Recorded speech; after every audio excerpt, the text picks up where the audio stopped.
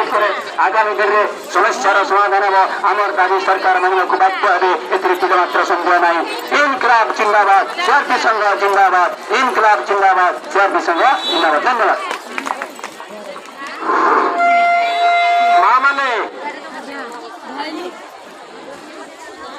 आपण धैर्यर सह अपेक्षा टिके करंतु सरकार सहित आलोचना चली आलोचना पर आपण शुणिबे आज किंतु आपणकर विजय होईची सरकार चाहूले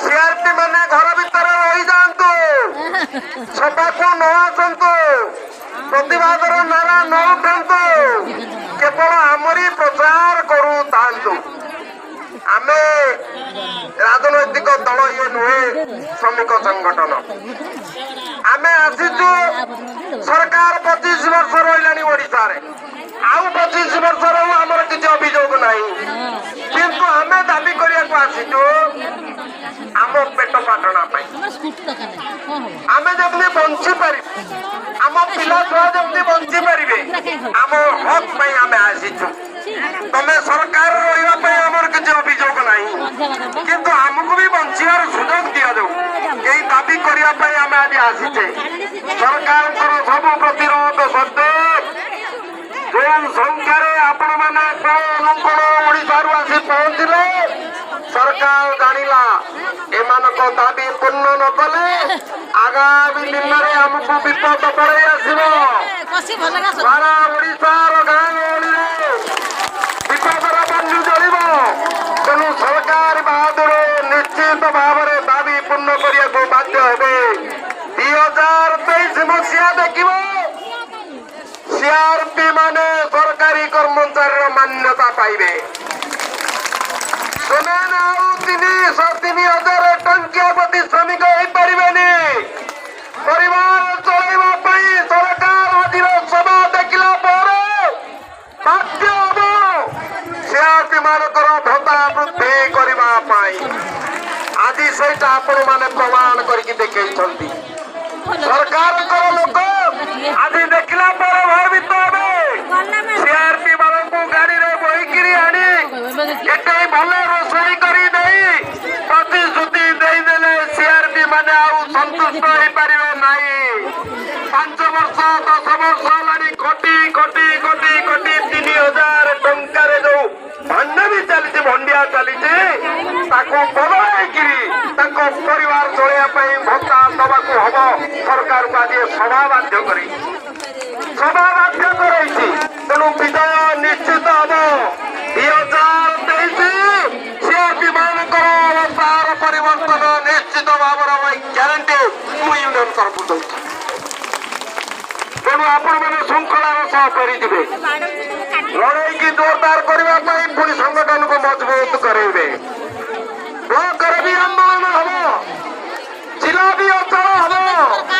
ପୁଣି 2023 ମସିହାର ମଧ୍ୟାହ୍ନରେ ଏ ଭୁବନେଶ୍ୱର ରାଜରାସ୍ତା ଦେଖିବ सरकार चौकी चाहो कि आमर दरमा पढ़ाइबा चाहो दीटा जिनिस प्रमाण कर सरकार बाध्य हम आपण मान दाबी शुणा तेणु मु नवेदन करी आपण धैर्यच्युत हेबेनि विजय निश्चित राति पर अंधार पर जमी सकाल सूर्य हुए अंधकार पर सकाल जमी लानी सूर्यर उदय हुए आज सभा सरकार निद हदे राति चली जाइए मदिरा स्वप्न देखार मेर चली जाइए 3,000 दे गाँ गहली भुटे भुटे भुटेबा जो एमपीका मान रक्षा करा आपण मानक कहू चाहे 7,000 टंकार जो एमपीका अच्छी परिवार चली पार्टी कि से निजर कथा चिंता न करके आसी सीआरपी माने केमती सभा को न जातु आम तो दाबी करूँ 7,000 टंकार गोटा लोक चली पार परिवार चल पारनि एमपीकर मानकर दरमा वृद्धि हो एमपीका मान एकजुट हूँ संघ तैयारतु गोटे केमती गोटे कर्मचारी के गोटाए संघ एटे कलेज शिक्षक मैंने बस खंडवाटे देखिए से हाई ମାନେ ବସିଛନ୍ତି ଆପଣ ମାନେ ଦେଖିବେ, ସେଠି କୃଷକ ସାଥୀ ମାନେ ବସିଛନ୍ତି ଆପଣ ଦେଖିବେ, ଏତେ ଯେତେ କର୍ମଚାରୀ ଅଛନ୍ତି ସମସ୍ତଙ୍କର ସଂଘ ଛାପା ପଡିଛି।